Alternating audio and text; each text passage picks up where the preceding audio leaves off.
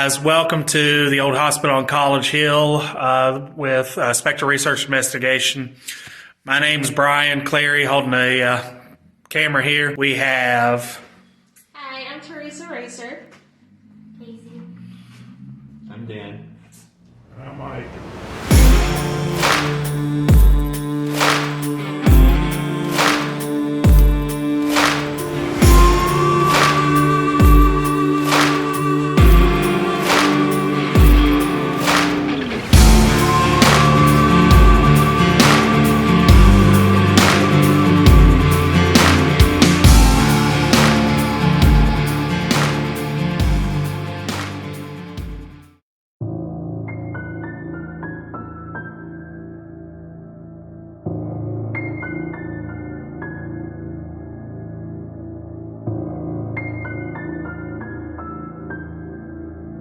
Well, my name is Charles, or Charlie Hatfield.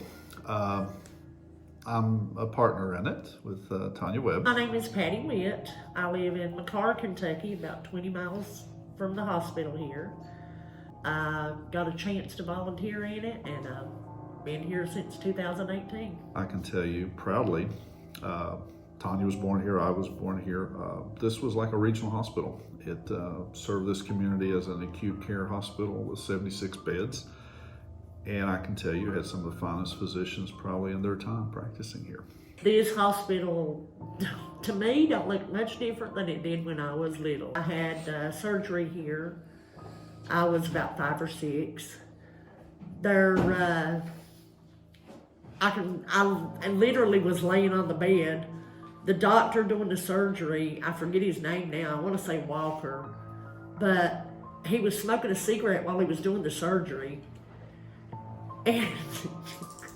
And I was scared, of course, a kid, but I would look over my shoulder and my daddy would be at the big window watching them do surgery on me.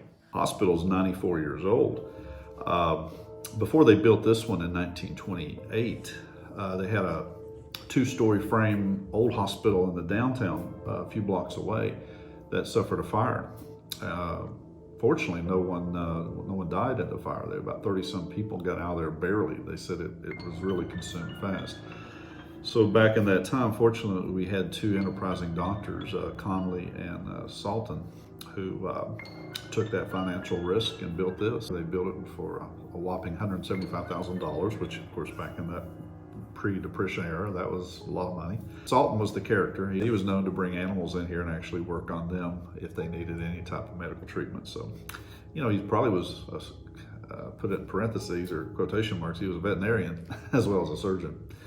And there's stories about that too. A friend of his had the horse. I think it had intestinal problems, and that happens to horses. They get tied and they suffer from that. And I guess the good Dr. Salton felt he could correct that. So somehow he got that horse up to the 4th floor, which was where the operating room was back in the early decades of the hospital, and performed surgery. The horse did not make it. The story is, years after that, patients would hear the hoof steps of a horse going through the halls at night. So, you know, there's other spirits here besides the 2-legged ones. Apparently we have 4-legged spirit ones. Now, I haven't heard the horse or seen it, but we've had a few of your contemporaries report to us that they have. So that horse is around here somewhere. But again, this hospital is cutting edge. You know, they probably did everything here from being like a sanitarium to, of course, the ER and everything. And then, you know, just thinking about our industry here, coal mining and the railroad industry, which they go hand in hand. Those are 2 occupations. It's very dangerous. People get hurt. And I mean, I can remember most of my life, if you ever would go to government reporting, the most dangerous job was always coal mining, to life and limb. So, you know, this hospital was, I'm sure, a triage for so many of the injuries that befell the miners, as well, and again, the railroaders as well. And it didn't just serve Williamson, the city, the surrounding communities, and being where we're located, you know, served Eastern Kentucky, Southern West Virginia. We're here on the borderline, but it also reached down and took care of parts of Virginia. I was the one that saw the face come out of the wall in the basement. I was actually the nurse that never clocked out. Okay, so you So all the pictures on the web page are the nurse is me. But we took real stories. It wasn't made up. It wasn't, just to freak people out. It was real stories that we have heard about things that happened here. Do you know where that story came from about the nurse? Who was the original one that? All I know is it was, I don't even know when she died. I would say probably 40s or 50s, but I don't know. She worked here, I think, for a long while. And then she was on her way to work or something one day and she was in a car accident. Well, they wound up bringing her here and operating on her. And from what I've been told, she died on the operating table.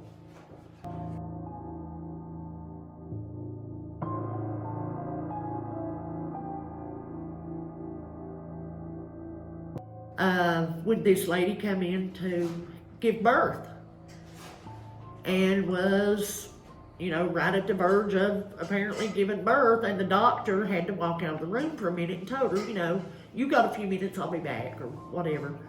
And when he goes out, this nurse comes to the door, just opens the door and tells her, ma'am, you're not as close as we thought. You'll be okay probably till in the morning if you want to, go on and come back in the morning.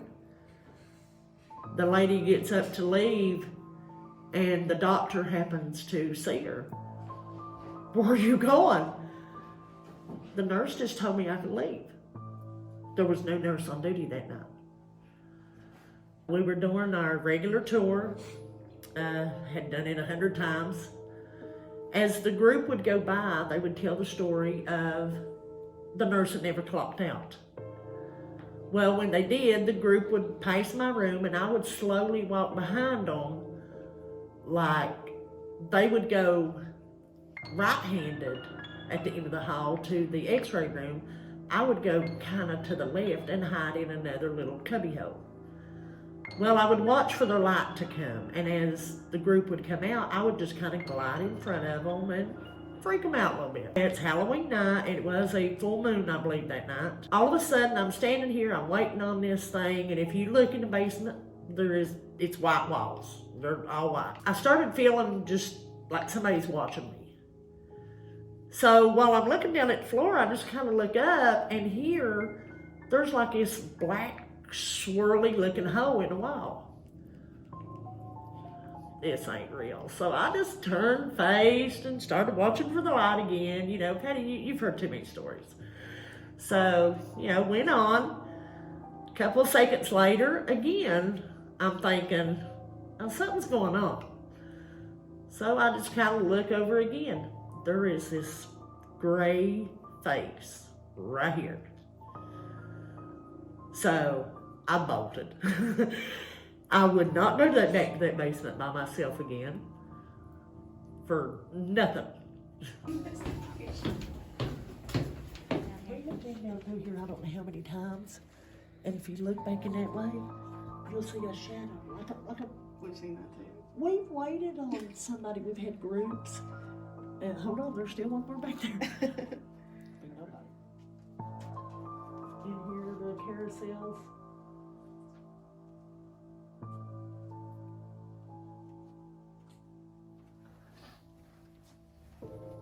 Now, as the group would come down, they would tell their story. They would come on down, and I would follow them down through here. Now, usually they wasn't supposed to know I was following them, but they would go in this way. I would go right here to this wall, and I would stand flushing in the wall, looking down for their light. Because as they come, I would just kind of glide out in front of them, freak people out, scare them to death or whatever. This particular night, like I said, I'm standing here, and you see how white, these are solid white walls, was the same way then. All of a sudden, I just get this weird feeling, and when I looked over my shoulder, right through here is almost like a black swirly, and I'm thinking, okay, too many ghost stories. get over it, you know, it ain't real, blah, blah, blah. Stand here for a few more minutes, watching for the light, and all of a sudden I look over again. Right through here is where the face come out of the wall.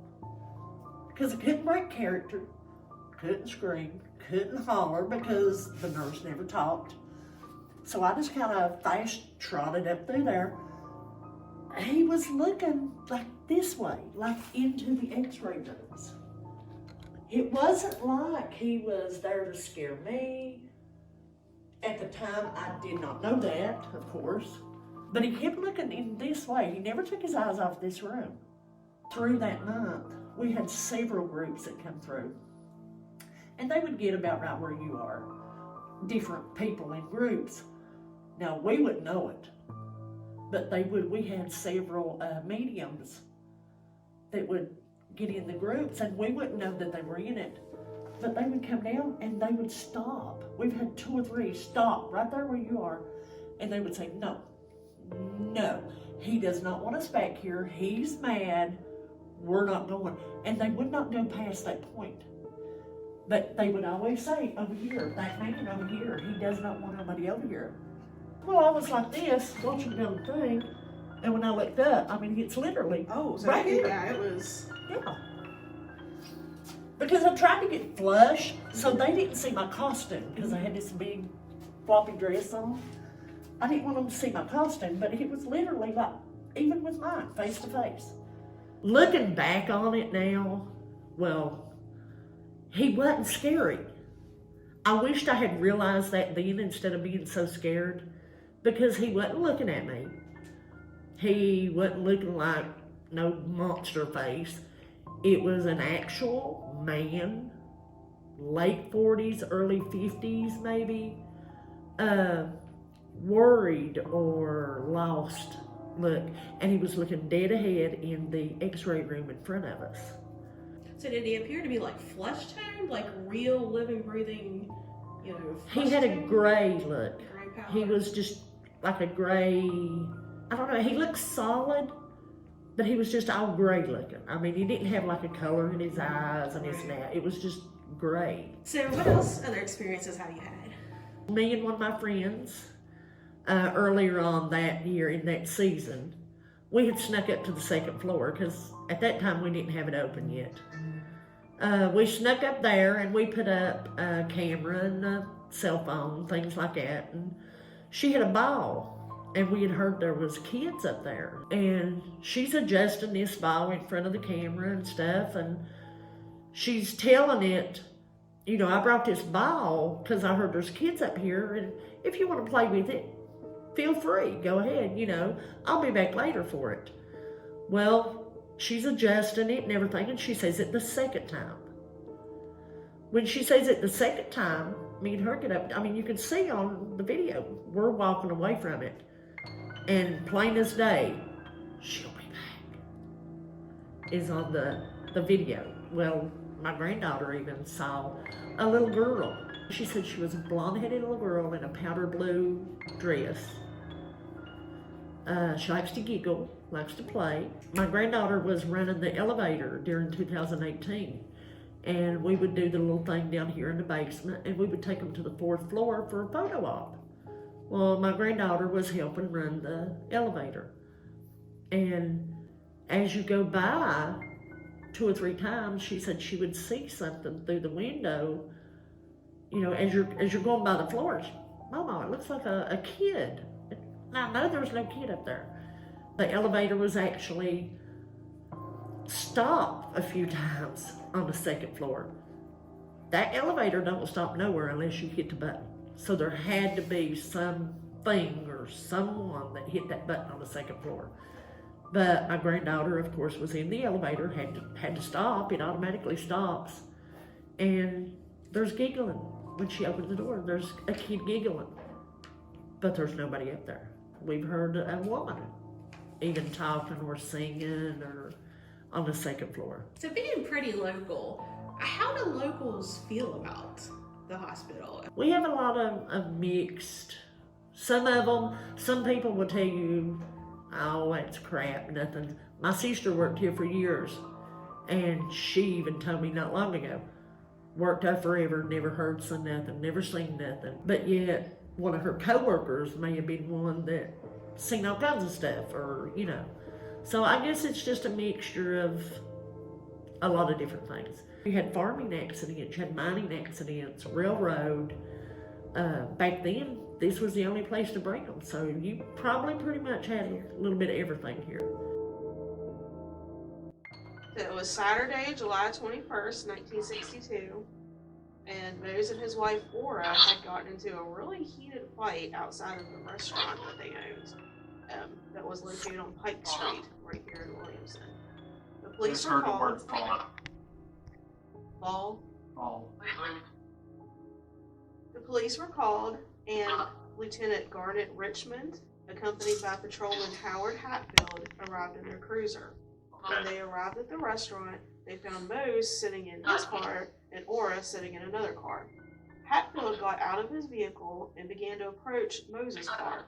At that time, Mose drew his .22 pistol. Richmond got out and circled Mose's vehicle from the other side. Mose fired a shot through his windshield and struck Lieutenant Richmond below the left eye. A gun battle ensued, and over 20 bullets were fired. Mose ended up being struck in the right arm before being subdued when additional officers arrived on scene. Now, both Richmond and Blackburn were taken to this hospital, Williamson Memorial, for treatment for their injuries. Unfortunately, Lieutenant Richmond did not survive. According to his death certificate, he was shot around midnight, but was declared deceased about 25 minutes later. In truth, he probably was dead long before he even made it to the hospital. You said that, and this thing just said shot him. Shot him. It did. Lieutenant Garnet Richmond was a 43-year-old veteran of World War II.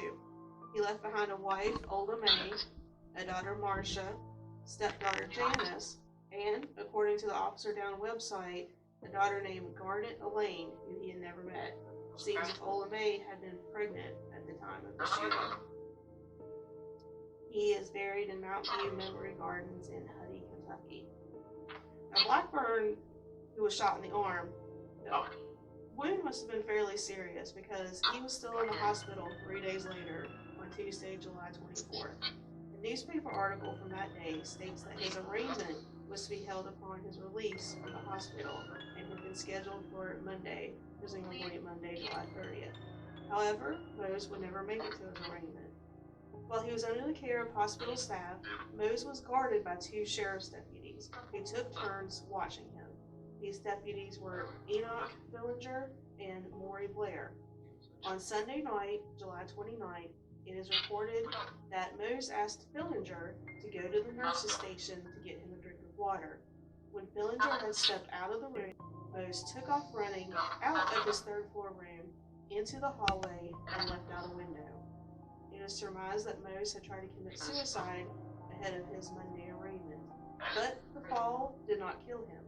It just left him in critical condition, at least for a while. Mose initially survived the fall and was brought back up into the hospital for further treatment. He died at 2:15 a.m. on Friday morning, August 24th, so almost a month later. In a newspaper article from the next day, the Mingo County coroner, Tabor Ball, declared that the cause of death was an abscess to the lung. The death certificate backs this finding up, stating that the immediate cause of death was a condition called empyema, which is when pus builds up in the area between the lungs and the inner chest wall. This condition arose from having fractured his rib in the jump from the hospital window. In that leap, he also managed to suffer a broken femur, a fractured mandible, and multiple contusions on top of the injuries that he had already sustained from the gun battle. Mose was buried at Davis Memorial Gardens in Stone, Kentucky, and these facts are backed up in newspaper articles and death certificates. What is left to speculation, though, is whether or not Mose really jumped out of the 3rd story window on his own volition or not. There are stories that the reason why he jumped was because Lieutenant Garnet's Richmond, his ghost came to him and either physically pushed him out the window or harassed him to the point where he was We trying just got to, the word old. where he was trying to get away from him. There's other stories that, this dude was a cop killer, and other cops don't usually take too kindly to cop killers, and so it's surmised that perhaps he had help from one of the living officers out the window.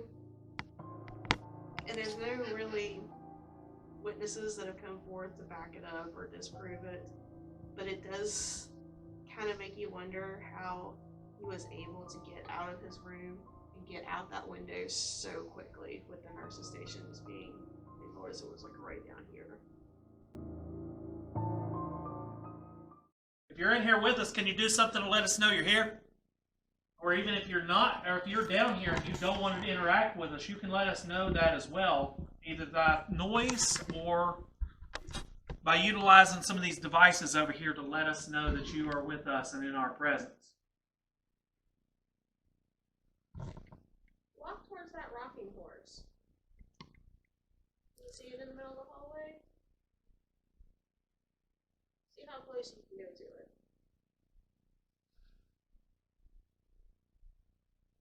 For reference, it is 53 degrees in here right now. 55.6% humidity, falling. 39.8 falling. Means it's going to be really cold tonight. The pressure, barometric pressure, is falling at this moment. It is 998.7 millibars. And it is just a shade past 11. Can you speak up and let us know you're here? Or do something? Sir, the first time we were here, if you can hear me, you seemed to get really turned off to us sitting in the hallway when you were trying to get your work done. We've returned. We haven't come here to disrupt your daily rhythm and things of that nature. But can you let us know you're here? And maybe if you want us out of the way, you can let us know. Actually, I can hear the wind picking up outside, I think. Is anybody down here with us? It's awful quiet. The record, it is 11:30.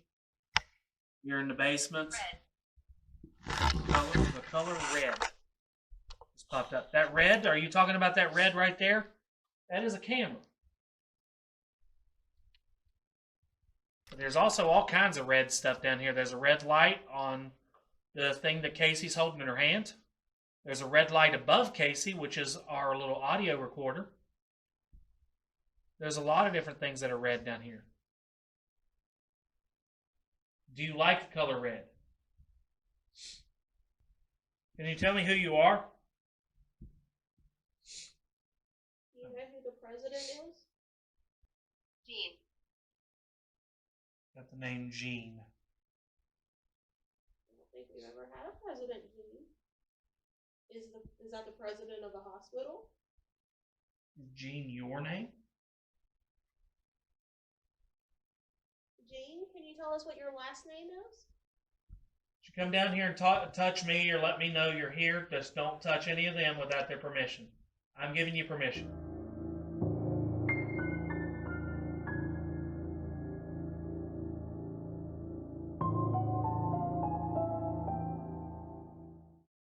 What's your name? Why are you here? Mark's here. What is your name?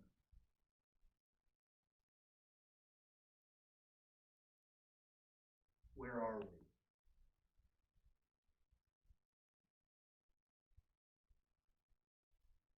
Where are you from? It says something that sounds like Elsinore or something. Home. Can you tell me why you're here? Did you jump out of this window? Or were you thrown?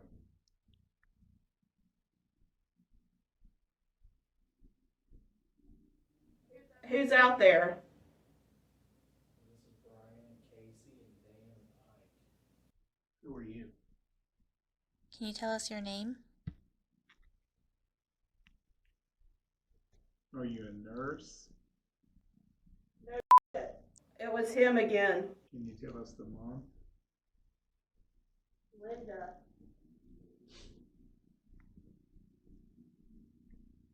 Get out. Is Linda the name of the nurse or a patient? Run.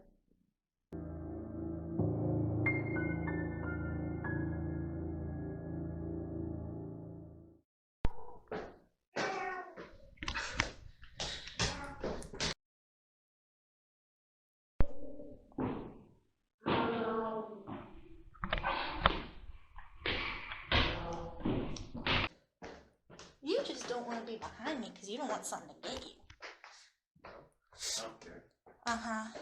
And then he would stop on the second floor. 24. We are in the pharmacy on the 4th floor. All right. Can you tell me if anybody's up here? Can you tell me what your name is if you are? It. It what? It did what? It is what?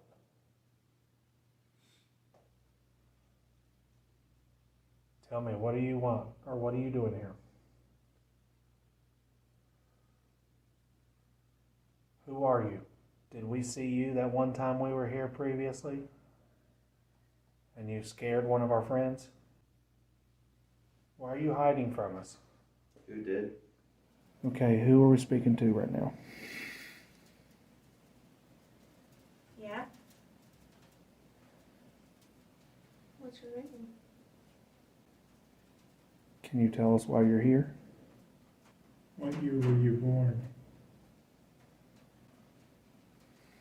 Where are you from? 45? Okay, well that might be an answer. Was that 1945? I would. What would you do? Was there anybody with you?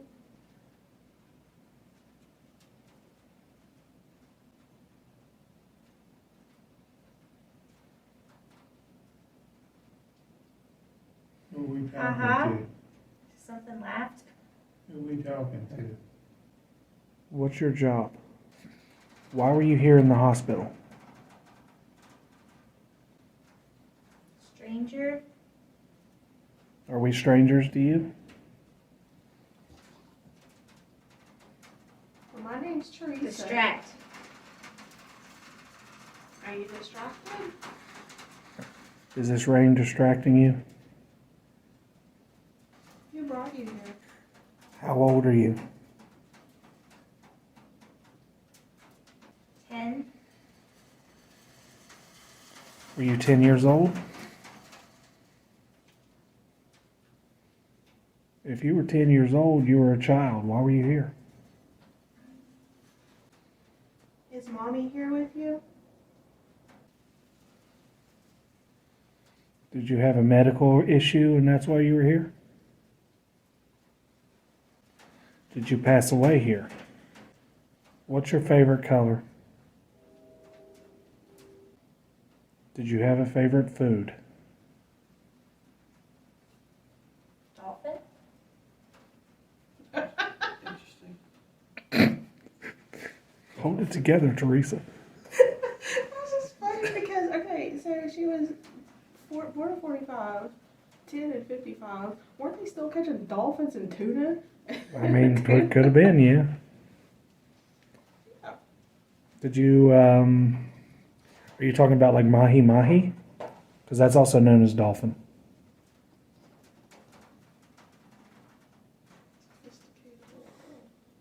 Yeah, right? For the backwoods of West Virginia? No? What was your favorite thing then?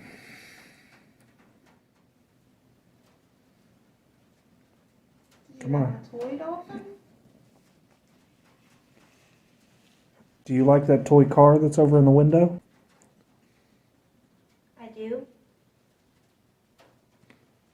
Would you like to keep it? Yeah.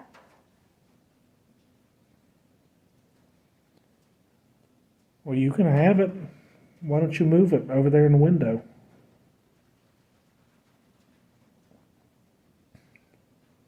Okay.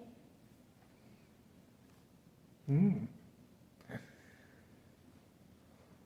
What other toys would you like us to bring? Do you like baby dolls? Teddy bears? No.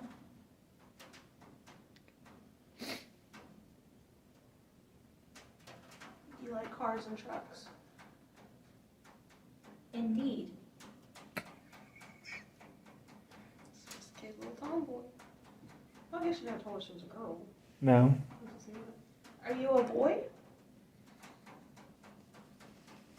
Or are you a girl?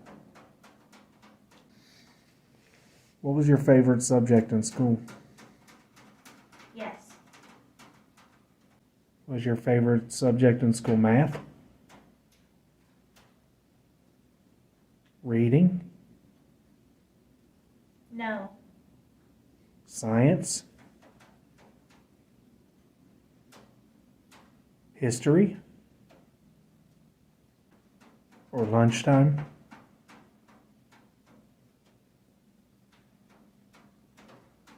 Did you like school? Of course. Did you do well in school? Did you make good No. grades? Way. Were you well behaved? Did you get in trouble a lot?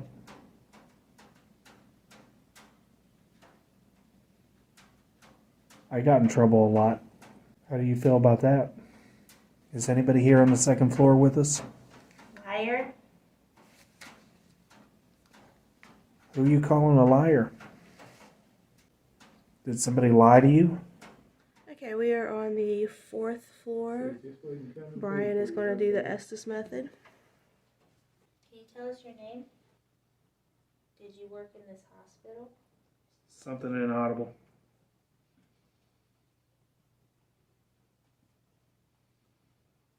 Were you human? Roger.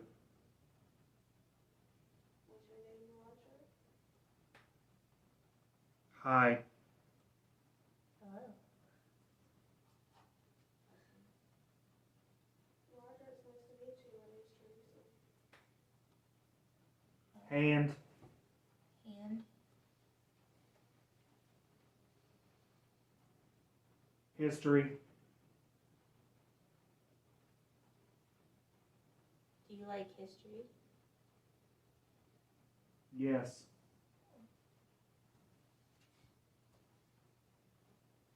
Dead. Are you dead? Accident. What kind of accident? Mine. Did you die in a mining accident? 250. Was 250 the time that you died?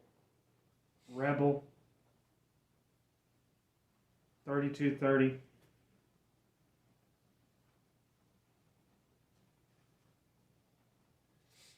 Number.